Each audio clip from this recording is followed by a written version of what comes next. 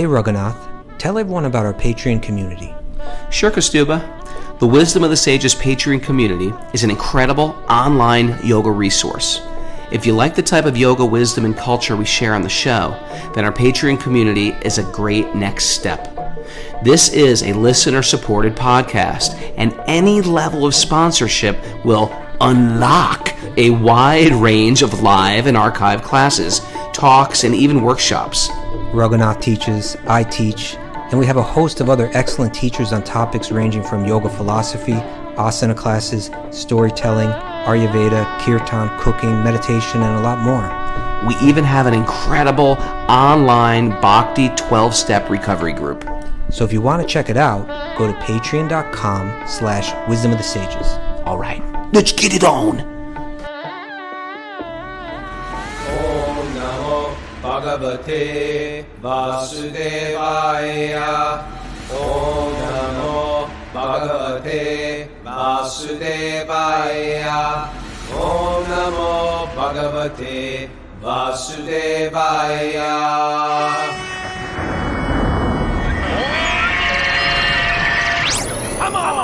Live from Super Soul Farm, this is Wisdom of the Sages, a daily yoga podcast with your host, Raghunath, and co-host and senior educator at the Bhakti Center in New York, Kaustubha Das. Welcome to the show. Welcome to the Srimad Bhagavatam, and welcome to Thursday.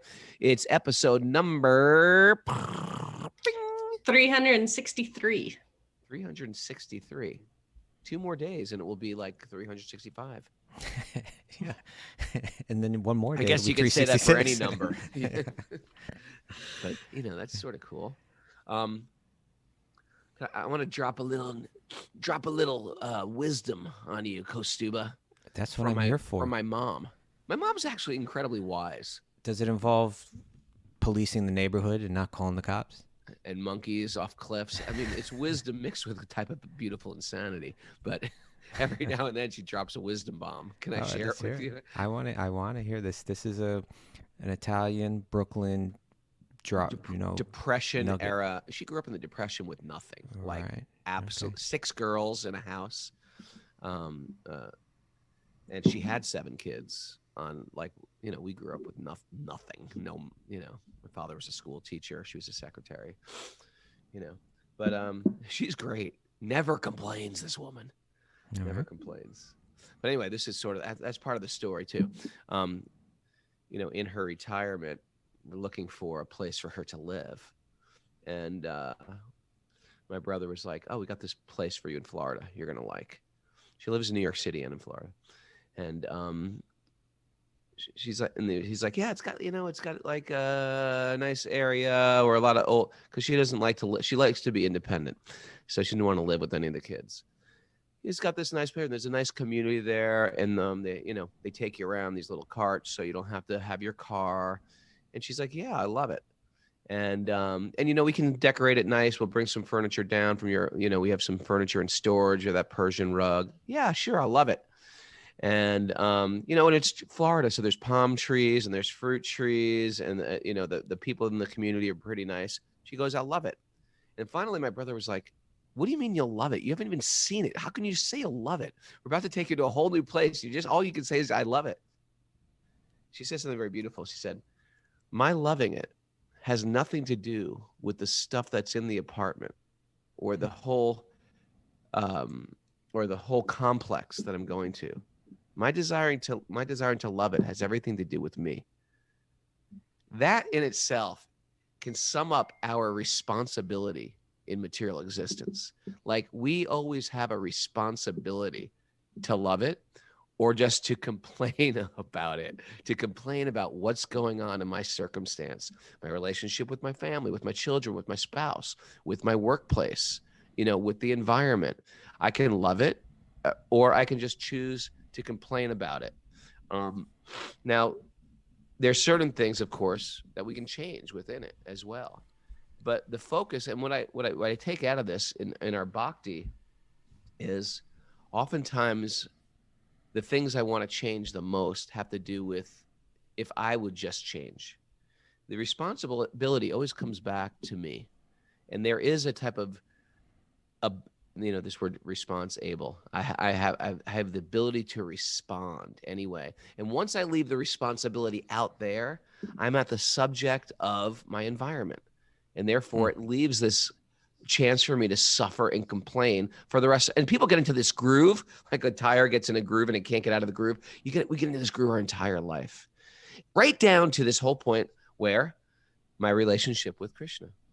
I have a responsibility to my relationship with Krishna, and I can choose to love Krishna. This was the story about my dream yesterday. You can choose to be in the spiritual world whenever you want to be in the spiritual world, but we got to want it. What do you think about the wisdom Okay, I bomb? like that. I think your mother's a wise woman. This is about the attitude of gratitude kind of thing. Yeah, attitude of gratitude, and just choosing how you're going to react to stuff, and just being that firm, like, yeah, whatever. It'll be fine. It'll be fine. It'll be fine. Okay, so let me note this down. Love it is your attitude, and never talk to the cops. Never talk to the cops. That was one of her famous ones. You work it out yourself. That's right. You work it out in the neighborhood. All right. And never jump rope with a plum in your mouth. That's a famous one she gives. Because she had a friend that choked on a plum. Oh. Jumping rope in her neighborhood. I'll keep that in mind as well. Yeah. Did she call the cops? Don't call the ambulance. Oh, she's got chapters and chapters of little wisdom advice. All right. So my responsibility for today is it's a beautiful day for a beautiful day. We're in a beautiful place in the Bhagavatam. See, I get all that stuff from her. All right. Okay, let's go into this. What do you say? Yeah. Narayanam namaskritya naram chaiva narotamam devim sarasvatim vyasam tato jayam mudiraye. Before reciting the Srimad Bhagavatam, which is our very means of conquest, one should offer obeisances to the Supreme Lord Narayan, unto Narayan Rishi, the supermost human being, unto Mother Saraswati, the goddess of learning, and to Srila Vyasadeva, the author. Nasta prayeshva bhadreshu nityam bhagavat sevaya bhagavati uttama shloke bhaktir bhavati naishtaki.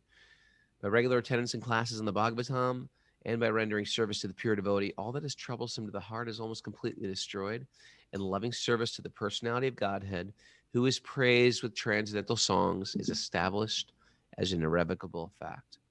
Om Jnana Tamarandasya Jnananjana Shalakaya Chakshurunmadatam Nena Tasmai Shri Gurave Namaha. I offer my respectful obeisances to my spiritual masters who have opened my eyes, which were blinded by the darkness of ignorance, with the ointment of knowledge. I'm going to rub some ointment on you today, Kaustubha, with some story about Easy my with mom. the ointment there. My mom's rubbing ointment on me right now. So reading from the Srimad Bhagavatam, Canto 3, Chapter 4. Yep. And text number. We are going to do a Srimad Bhagavatam giveaway. Do you know that, Kaustubha? I didn't tell you. I saw this note from Nityananda Chandra. Is that what you're talking about? Shh. Secret.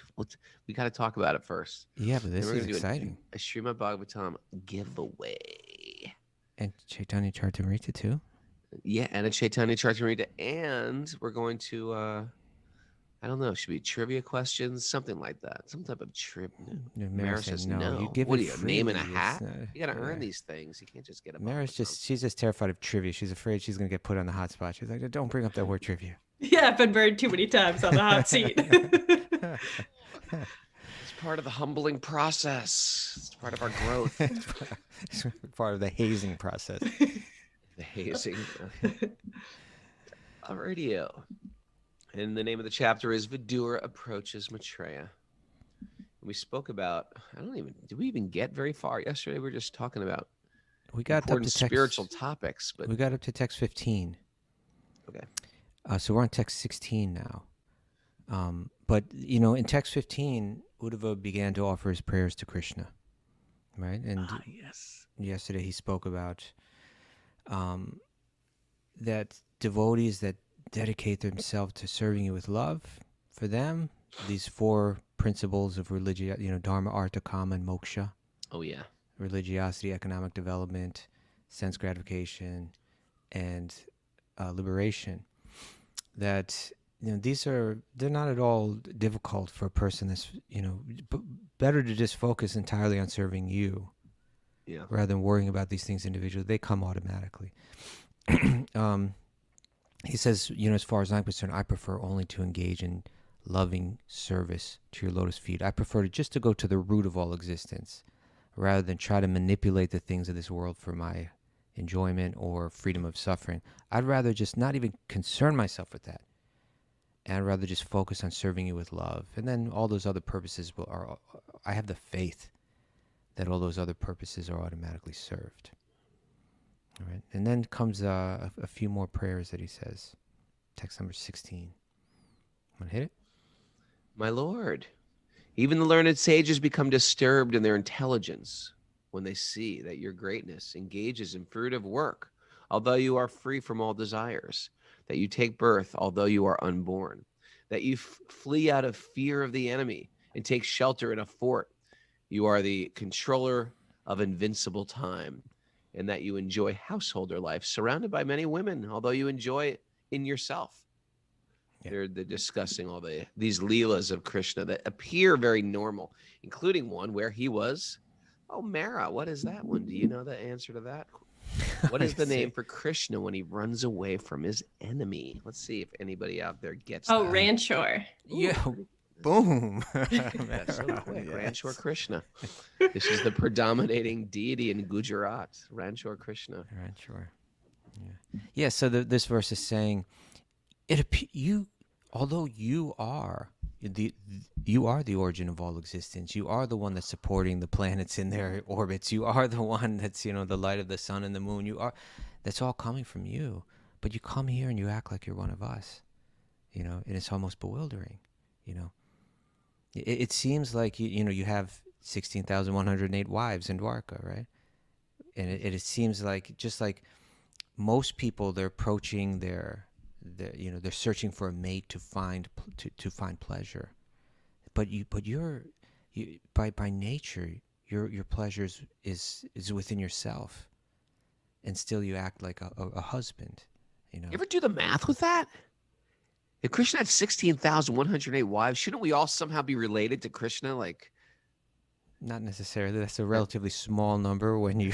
But when you start having kids with all those, and then they start having kids. Well, he had 10. He had 10 kids with each one. At least 10 kids with each one. How are you not my brother? Ooh, I am your brother.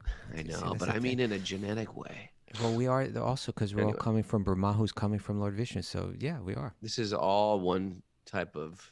Just one big family. Intermarried enmeshment. Incestual mess we have, I guess. So in any case, he's mentioning, and we won't go into detail on each of these, but he's mentioning, it's almost bewildering. And the same theme is going to carry on to the next verse, I think. Text 17. Oh, my Lord, your eternal self is never divided by the influence of time, and there's no limitation to your perfect knowledge.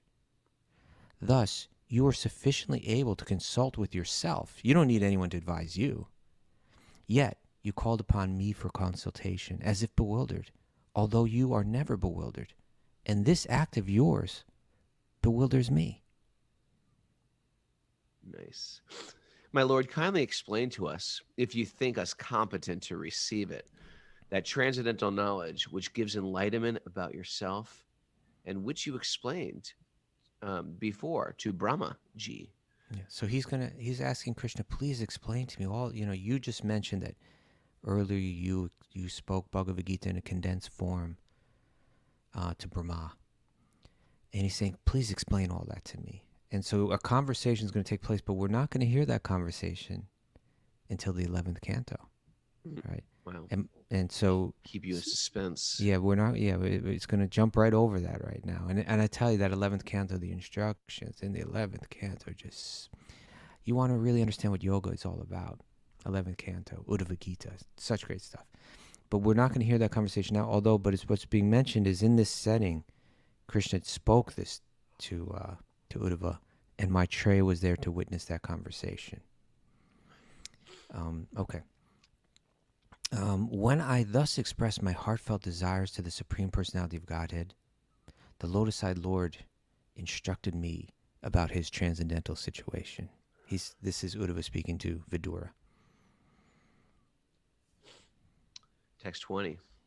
I have studied the path of understanding self-knowledge for my spiritual master, the personality of Godhead. And thus, after circumambulating him, I have come to this place, very much aggrieved due to separation. My dear Vidura, now I am mad for want of the pleasure of seeing him, because now Krishna has departed. Right? And just to mitigate this, I'm now proceeding to Bhakti-yogi ashram in the Himalayas for association, as I have been instructed by him. Mm-hmm. You want to go there, Raghunath? Let's go. On your motorcycle? Yeah. 22. 22. Thank you.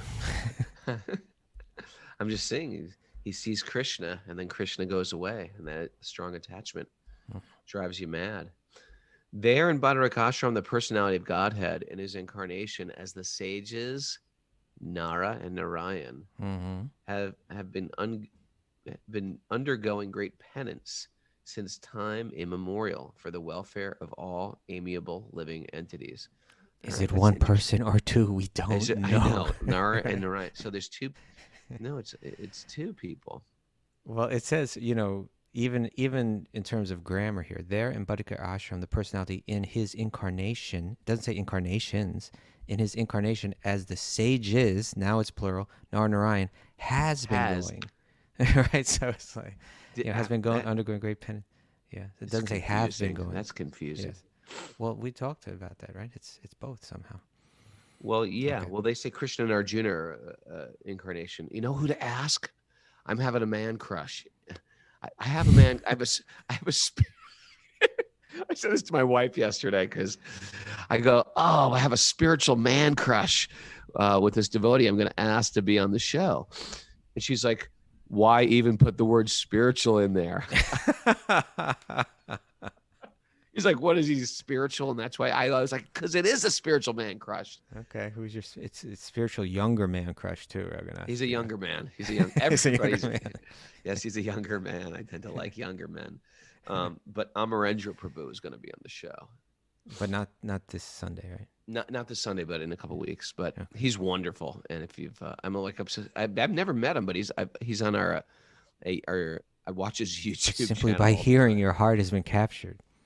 But just by hearing, my heart has been captured. And he's one of these guys. It's just like he's so damn undented. He grew up with devotee parents. Grew up in India. Moved here 8 years ago. He's got like one of those. I've got a double master's in this and a triple thing in this. And but I think also the association of his guru. His association with his guru really and his parents invested him with a deep connection with Srimad Bhagavatam. Yeah, he's a Bhagavatam pundit too. So he's just a young guy. Let's ask all our Nara. He's half our age. He knows more. He's way He more than knows us. so much more than me. I was just like, I actually said, okay, we have a name for people like you on our show. We call them undented cans. He's like, undented cans? What does that mean? Undented? What does undented mean? What a charming term. Please explain. Please explain this undentedness. I was like, you haven't been through the hell we've been through. You haven't done the crazy crap we've done. Let me tell you all that I've done. These people, it's unbelievable. So anyway, we can ask. We should talking about him? All our crazy Srimad Bhagavatam questions we might have, we can bring them to him on that day. Oh, Narayan Rishi. Narayan Rishi. That's what we're talking about. Okay.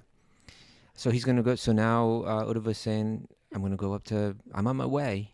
I'm heading up to Bhakti ashram. I'm going up to the mountains. Okay, now we go from level 3 to back up to level 2.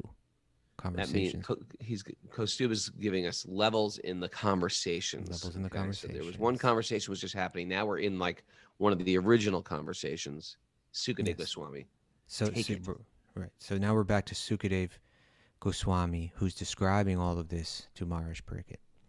First level is Sutta Goswami speaking to the sages of Naimisharanya. He says, let me tell you about the conversation that Sukadeva was having with Pariksit. And then Sukadeva was saying, let me tell you about the conversation that was going on between Uddhava and Vidura. Right. So Sukadeva Goswami, back on level 2, Sukadeva Goswami said, after hearing from Uddhava all about the annihilation of his friends and relatives, the learned Vidura pacified his overwhelming bereavement by, this is interesting. I didn't even think of focusing on this today, but the Bhagavatam is just so rich with interesting wisdom. It's chunky. Vidura was, it wasn't just like he had a relative that passed away. It was like all his relatives passed away practically. Right? And so, but how did he pacify himself? The learned Vidura pacified his overwhelming bereavement by dint of his transcendental knowledge. Text 24. While Uddhava, the chief of the most confidential amongst the devotees of the Lord, was going away, Vidura, in affection and confidence, questioned him. Text 25. Vidura said, O Uddhava, because the servants of Vishnu, the Lord, wander in the interest of serving others, it is quite fit that you kindly describe the self-knowledge which you have been enlightened by the Lord himself. So he's saying, Uddhava, the nature of great souls like you is you wander around and you enlighten others. Here I am. Could you enlighten me? Could you tell me all that you learned from Krishna when you met him back there in Prabhas? Please share that with me. I want to learn from you. Now, very interesting and important point comes up in this next verse and commentary. Sri Uddhava said, you may take lessons from the great learned sage Maitreya, who is nearby and who is worshipable for everyone, for reception of transcendental knowledge. He was directly instructed by the personality of Godhead while he was about to quit this mortal world. Okay. So Vidura is saying to Uddhava, could you please teach me? I want to become your student. I want to learn from you. You were just instructed by Krishna. Please hand those teachings down to me. And Uddhava did an interesting thing. Rather than taking the role of the teacher or the guru, he said, you should go see Maitreya. When Krishna was speaking to me, he was right there. He heard the whole thing. Go seek out Maitreya, and he'll instruct you. Now, why? Why wouldn't he just do it? They're right there together, right? Yeah, why? Why not? Sounds like a wild goose chase. It's not a wild. You want to hear from me? Go over here. Hear from him. You want to hear from? He was just keep sending him around. He was nearby. Just tell him. Well, let's find out why this is important. Okay. You want to read the commentary? Sure. You want me to read the commentary? I can. You can, as you like. It's 27, right? No. No, 26. 26. Jesus. It's interesting because you're not supposed to say Jesus. Christians consider that a bad, using the Lord's name in vain. Mm-hmm. But we highly recommend it. We say Krishna. Oh, Krishna. Oh, Krishna. Oh, my Krishna. Right. Okay. Sri Uddhava said, although one may be well versed in transcendental science, one should be careful about the offense of maryādā-vyatikrama. Not maryādā. You don't have your glasses on. Maybe I should read this. I see you squinting over there. Yeah, there you go. Maryādā-vyatikrama, or impertinently surpassing a greater personality. Okay. Here we go. I know where we're going with this. So this is a term. This is your, what were you calling it? The Sanskrit goodie or something like that? A Sanskrit goodie, yeah. So this Sanskrit is glossary goodie. Sanskrit glossary goodie for the day. Maryādā-vyatikrama. Vyatikrama. Yeah. So krama means like a step, right? Krama means, okay, let's break it down, right? I actually called my friend Vasudev, just because he's a Sanskrit person, And he said, I said, can you break this word down for me? So he said, maryādā, it means like a boundary, okay?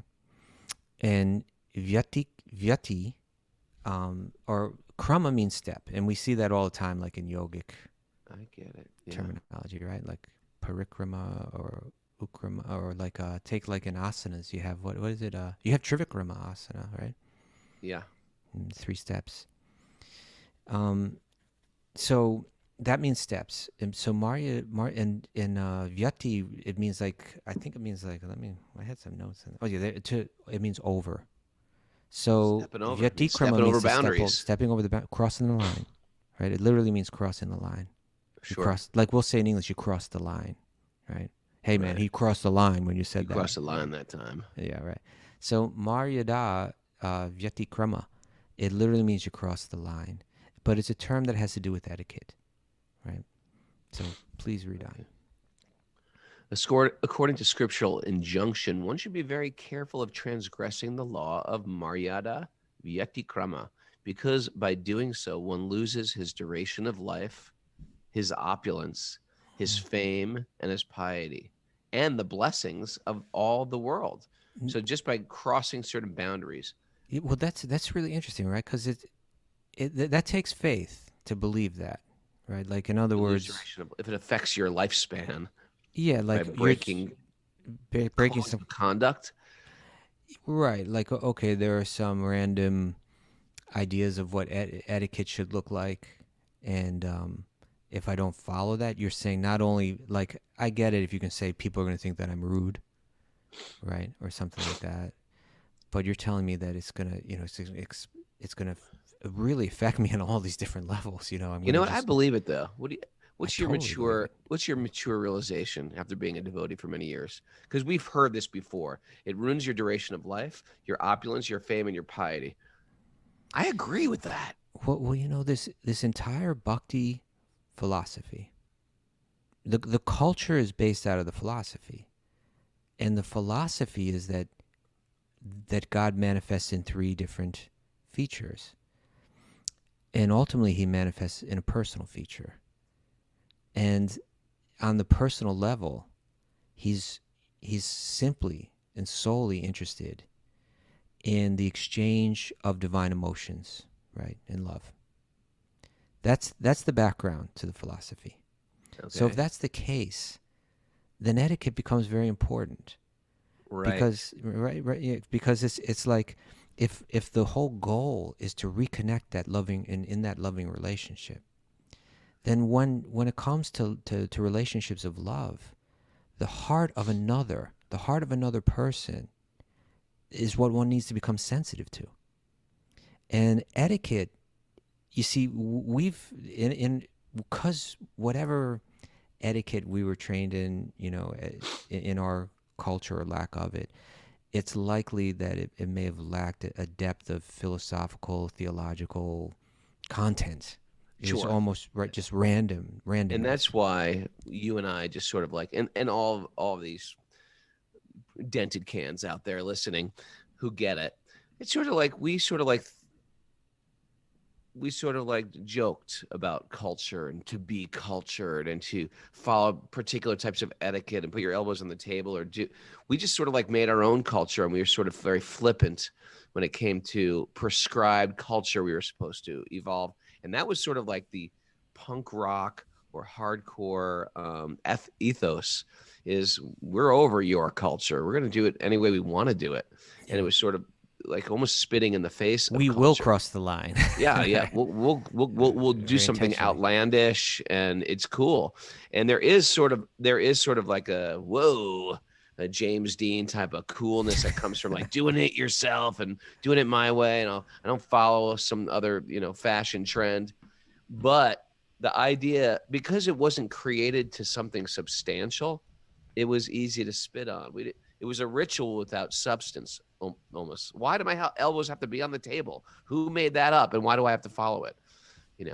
So, but there is a point to ethics and to culture and to codes of conduct, and it's to bring us to love, right? And it's getting spelled out right here, actually. You want me to go on with this? Yeah, I was thinking that just because we brought it all up right now, that the famous person for etiquette in the Western world is Emily Post, right? Yes. Yes. There's like a book, right? What's it called? I don't even know. Mara probably read that. Mara, do you know that book? Did they bring this in your private school? No, they didn't. Okay. But I have a quote from her, and in this quote she's using the term manners instead of etiquette, but I think they're closely related. Well, can you explain, Mara, who Emily Post is? Yes, I can. She was an American author, novelist, socialite, famous for writing about etiquette. Okay. In like she was born in 1872 in Maryland. Right. Okay. So this is what she says. She says manners, or you can say etiquette, are a sensitive awareness of the feelings of others. Right. That's the key. It's the idea is it's a type of training. It's almost like a yogic idea. I mean, it is a yogic idea when it's practiced. It's presented that way in the yoga culture. That Right. through my external behavior, I'm going to train my mind. Right. So she says manners are a sensitive awareness. That's what's meant to be cultivated, not only demonstrated, but cultivated through practicing etiquette. Manners are a sensitive awareness of the feelings of others. If you have that awareness, you have good manners, no matter what fork you use. You like that, Raghu? Yeah. See, you Doesn't matter what contemplate. fork you use. Right. So she's saying that really the details in etiquette are to cultivate a certain type of sensitivity to the hearts of others. If you develop that sensitivity, that will naturally flow from you.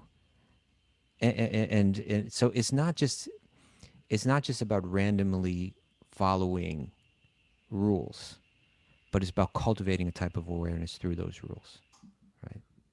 That's pretty And impressive how you quoted Emily Post. I'm really thank you. inspired. You didn't think I had it in me?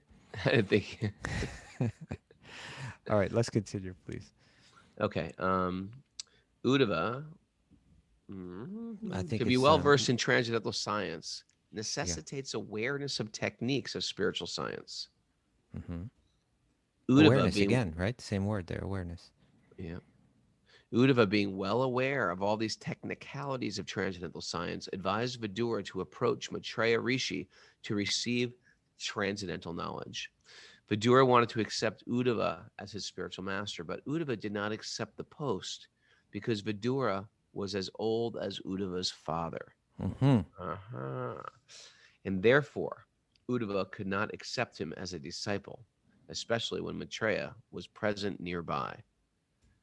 So he's not going to instruct next to someone who's very senior to him. That's particularly the point that's being brought up here, right? That's so That interesting, huh?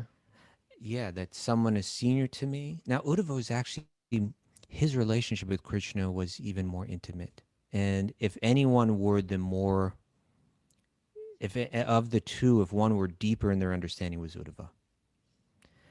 But Uddhava said, no, no, no.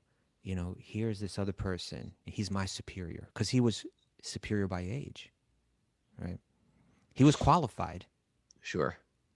and he was superior by age. So he had no desire to be respected or to take the role of a superior. And because of the etiquette, he said, speak to Maitreya. Everything that you're inquiring, he has. Inquire from him. Once again, it boils down to like a sweet culture of Yes. deferring to others instead of trying to hog some glory. I love that It's a you say that sweetness. sweetness. Yeah, because the mind may immediately go to rigid or, hierarchical. Hierarchical. Yeah, but actually it's sweetness. You're right. When it's understood and practiced that way, there's a sweetness there. Yeah, if you see that, it's quite beautiful. The rule is that in the presence of a higher personality, one should not be very eager to impart instructions, even if one is competent and well versed. So Uddhava decided to send an elderly person like Vidura to Maitreya, another elderly person, but he was well versed also because he was directly instructed by the Lord while he was about to quit this mortal world. So Maitreya is also well versed because he was right there. He Yeah. heard the whole thing, understood it all. Since both Uddhava and Maitreya were directly instructed by the Lord, both had the authority to become spiritual master of Vidura or anyone else. But Maitreya, being elderly, had the first claim to becoming the spiritual master, especially for Vidura, who was much older than Uddhava. One should not be eager to become a spiritual master cheaply for the sake of profit and fame. Boom. There it is. But should become a spiritual master only for the service of the Lord.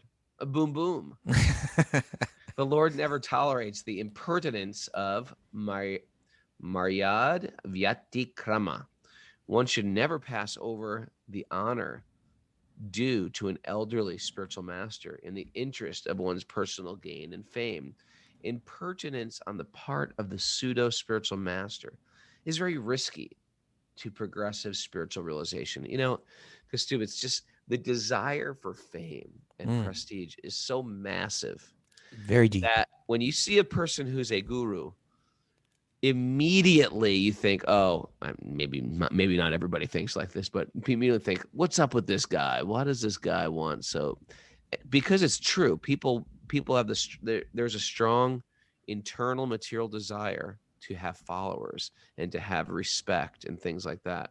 And I feel like you and I are blessed in a certain way because at least our teachers are not that much older than us in one sense. It's one thing if like my son, who's like, about to be 14, and he meets, Raghunath Swami.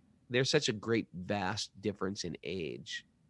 Raghunath Swami could be his father or grandfather, probably his grandfather or great grandfather. But sort of like you and I, it's sort of like we are like close to those. Well, it gurus. didn't seem close when we first started coming around because it was like didn't twice seem our close. age. But now that like they're elders, but they were only like 36 years old, 35 years old. But because of it, sort of like we won't in our lifetime, we won't most like necessarily take that role of an official initiating guru, and it's good. It's protective of all my shortcomings with ego and things like that, which who wants that? Truthfully, that position of being a spiritual master, truthfully, it could be like a suicide pill for your spiritual life, because there's so much problems that come with that. You have to be you're getting, I at a young age I had fame, and I felt like it destroyed my life and drove me to spiritual life. So fame is something that's incredibly attractive, like the flame of a candle for the moth, right? Okay. The moth sees that flame. Here's my way out, burns his wings and dies. And so this is a problem with any type of popularity, any type of opulence, any type of prestige you get in this world. It can be super, super problematic for a person on a spiritual path. I'm in 100% agreement with you. And I love that phrase from Prabhupada. One should not be eager to become a spiritual master cheaply for the sake of profit and fame. And it's, that desire for Krishna's role as the center of all existence, that desire within us is fundamental towards our bondage in this world. And so when one takes on a role, particularly one where there's great honor built into the social etiquette, one really has to question, why am I doing this? Sure. One really has to question that. And, sometimes, there's been gurus within our lifetime. We've seen a person becomes an officiating guru and they fall down from their position. And the natural response is sort of like, that jerk, who is he? He got all this worship and, he wasn't responsible with his behavior. And now, and he broke so many people's faith. But I always feel like it's a bad way to look at it. I feel like as devotees, our job is to be compassionate. So when someone falls down, why relish in that? First of all, this person, it's not like anybody who takes that role on and falls down is 100% evil.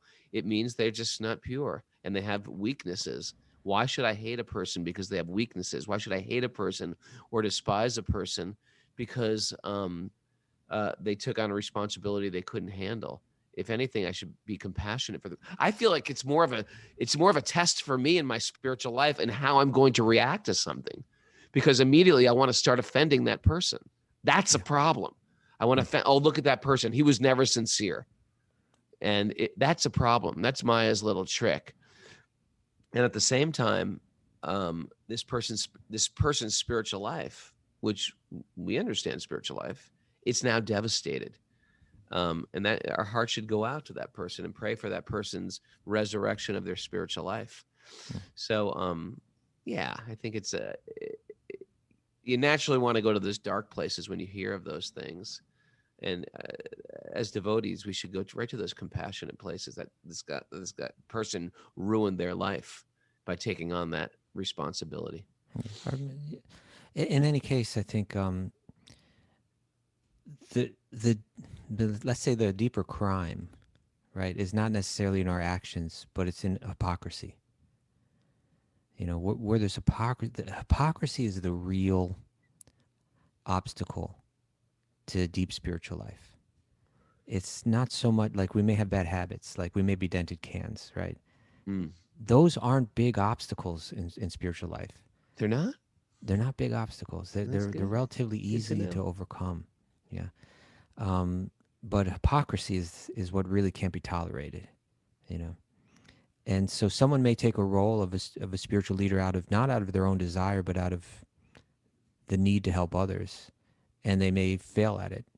If they're not hypocritical, their spiritual life won't be devastated, you know.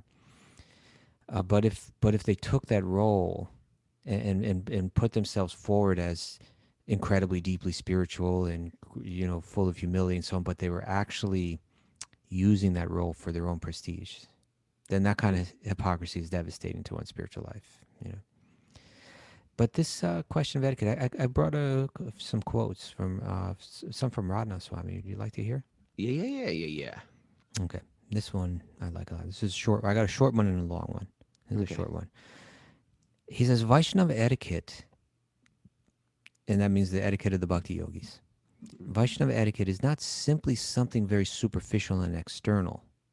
Vaishnava etiquette is not simply a matter of offering a person a seat, but also a very internalized meditation on how we approach Krishna and the Vaishnavas and how we approach our own service. We cannot ever neglect the external principles of Vaishnava etiquette, but we must also understand the consciousness in which they are performed. And when that proper etiquette is being followed, then such a miraculous, wonderful descent of Krishna takes place. Now, this is interesting, right? So it's saying Krishna's heart is he's attracted to that type of humility, right? To that type of sensitivity. If you're callous to his devotees, this quote was especially in relation to other bhakti yogis and how you relate with them, right? If you're callous in your dealings with them, it's like you're callous in your dealings with God. And your heart is not yet, you haven't displayed the sensitivity yet to become, for your mind and heart and consciousness to become enriched or to, you know, by deep devotional spiritual motion. You're not ready. You're not mature enough to enter into the relationship yet, right? But within that society of bhakti yogis, when that sensitivity is there, which is demonstrated externally through the etiquette, but embraced internally, is being mentioned here, then it's saying Krishna, his descent comes, his presence is there in a very powerful and tangible way. And this next quote is on that same concept, but specifically in relation to studying Bhagavatam or to studying sacred texts, that there's an etiquette that plays out in that, which is just the same what we're hearing here with Uddhava, right? Uddhava is saying, someone in Uddhava's position may have been said, look, Vidura, he's like a big shot, right? He's like an important man, and he's coming to me for spiritual instruction, and I'm ready to take on that role and, you know, play the role of the guru here, and it may, and you know, all of a sudden that ego and that sense of self-prestige is just starting to increase. As if it's done in that mood, one may externally be teaching Bhagavatam, but Krishna's not really manifesting, and so there's no real transformation taking place. Wow. So let's hear this out. He says, for transcendental knowledge to be properly presented, these very important instructions must be carefully understood. This is Raghunath Swami speaking. He says, the atmosphere of the surroundings where such recitation is to take place must be proper. Here we find the second reading of Srimad Bhagavatam taking place. So this is the conversation between, he's talking about when he was speaking in context to the sages of Naimisharanya approaching Sutta Goswami in the etiquette in which they showed, the respect that they showed him. So he says, here we find the second reading of Srimad Bhagavatam taking place. The atmosphere of proper etiquette amongst Vaishnavas is herein being established. Without the proper observance of Vaishnava etiquette, even the highest knowledge, the greatest scholarship, will not have the proper effect. Because when we are discussing Krishna consciousness subject matter, it is the presence of Krishna, the advent of Krishna into the sound vibration that gives it potency. That transforms the hearts and purifies the minds of both the speaker and the hearer. It is not something material. In a material university, if a teacher simply knows their subject and speaks it, and the student is willing to listen, then some learning takes place. But when we discuss Bhagavad philosophy, we are not concerned with simply learning. We are concerned with purification and realization. And that purification and realization can only take place when Krishna personally, by his own sweet will, appears within that transcendental sound. That was beautiful. There's more. There's more. He says, many people, they go to various study groups and they learn Bhagavad philosophy very nicely, but the purification and the realization is not necessarily there. And I have known people who have had the entire Srimad Bhagavatam completely memorized, and yet they could not convince another person to change their lives. Right? Whereas we have children in this Hare Krishna movement who hardly know a shloka, but they could convince someone to change their lives. Because although Krishna is personally present within every syllable of Srimad Bhagavatam, his presence is manifested when the recitation is taking place according to the principles that we're reading of here today.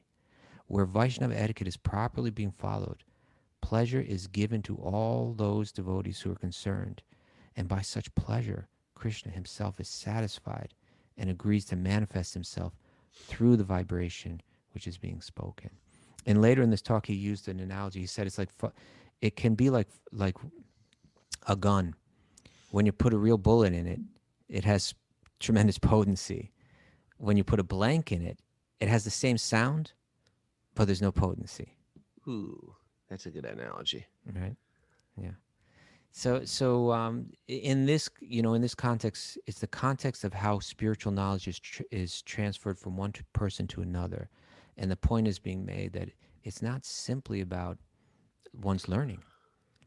There has to also be the right state of heart, and that state of heart is not only demonstrated but also cultivated through the practice of Vaishnava etiquette. And here, quite frankly, it is hierarchical. There's like, this person is senior to me by his age, and I'm going to respect that. I'm going to honor that. And as you're saying, there's a sweetness in that, right? The concept in Vaishnava etiquette and in Vaishnava community is that the seniors are always eager to share with, to help, to be compassionate towards the juniors. They're always eager to respond in that way. And the juniors are always eager to respect and to serve the seniors. And what that does, that the sweetness of those types of dealings creates the channel, right? The conduit in which learning, but as well as the change of heart, a genuine change of heart takes place. It becomes the conduit, right? That the sensitivity to that kind of relationship. It opens up the doors for real learning. And the Gita is gonna, the Bhagavad Gita itself, like very clearly in several places, it establishes that learning the Gita, understanding the Gita, right? You could say learning it, like learning it. Yeah, anyone can learn it and memorize it, but to understand it, it's rahasyam, right? it's a secret that needs to be revealed, and it's only revealed when the heart is right. So Krishna says, Bhakto se me sakha cheti. Arjuna, you're my devotee and you're my friend, and therefore, rahasyam hetaduttamam, you can understand the mystery of this transcendental science. We need a course in Vaishnava etiquette. I think it'd be super useful. Yeah, we But could do it. Patreon. especially if we've come in from a culture of dentedness where there is no just like in regular etiquette. But it can cause havoc, and we've seen it cause havoc where You people know, have yeah. they have strong connection to the deity, but they Mhm. don't have connection to how to treat people within the community. That's a problem because it isolates them and it puts a ceiling on their growth. You have a connection to a deity, that's God, but I don't see God in every other being, and therefore I don't know how to treat them in this world. I love how you phrase it, like it creates havoc. And that goes right back to what we read earlier, that Prabhupada wrote, according to the scriptural injunction, one should be very careful of transcending the law of maryādā-vyatikrama, crossing the line, because by doing so, one loses his duration of life, his opulence, fame, and piety, and the blessings of all the world, right? It creates havoc. And, maybe tomorrow we could get into it, but there's some stories about that kind of havoc. You know what's the one I'm thinking of? Bhagavatam story? Yes, the one Okay. about King Nriga and the lizard and the well. There is that one, but that one to me is a little bit like you like that one. Huh? I was thinking of how Indra neglects showing the proper etiquette to Brihaspati, his guru. Oh, yeah. I Right. mean, And truthfully, there's a lot of, or there's Ambarish, the proper etiquette to Ambarish from, yeah. there's a lot of like, you transgress something small, and then okay, you got to just take birth, or you got to, Go, you've got to learn from that, well, basically. the chaos that ensues from Indra's neglecting to show the proper etiquette to Brihaspati is like, man, it's just like, he gets humbled, right? He Yeah. comes back, he gets humbled, all that he has to go through because of that. Maybe we We're should meant get to learn from that. let's get some humbling stories. Okay, tomorrow's Humble Pie Day. Yeah, it's Friday. Tell a friend Friday. Should and we Humble each share Pie Day. personally humbling stories? Oh, I got a million. I got a million stories where I've been humbled. Just please, by the not the material Calcutta world. Book Fair one. Not the Calcutta Book Fair. I'll pass on that one. Okay. All right. It's time. It's time, my friends. Amazing. Before the show, me and Mary were saying how, oh man, you can't go to bed late. Well, the Bhagavatam keeps parameters. If you want to hang out late at night, you can't wake up at 5 a.m. and listen to the Bhagavatam. So it's sort of like herding us, like Krishna and the cows. It's herding us into regular hearing and chanting, diving into deep spiritual wisdom every morning. It changes us. And I'm grateful for all of you here because I feel like I'm part of the transformation. Thank you so much. Remember, Patreon account. We are a community-sponsored show. If you like what we're doing, help support us. It means a lot to us. Patreon.com/wisdom of the sages. And we want to thank everybody who's our teachers. We have a lot of people teaching out there on our Patreon account. And they give yoga classes, they give workshops, and a big part of the community gets to enjoy it. And you just give anything you want. We've made it without like a tier system where $108 gives you a silver crown and a scepter. We didn't do anything like that. Silver. It's just that you just give something and then you're in the club. So thanks everybody for who's already supporting that. And thanks to our teachers who volunteer their time to be part of that as well. And then we have our 12-step recovery group. And we got to get Jiva G life coaching on here to talk about it a little. Maybe Walk on Wednesday? So we'll walk on Wednesday, Jiva G life coaching. She text messaged me in the middle of the show yesterday and said, Raghunath's dark times of history. I would like to know about your dark times in history. More on the darkness. Tell me more about your darkness. Thanks, everybody, for joining us. It's time to Haribo.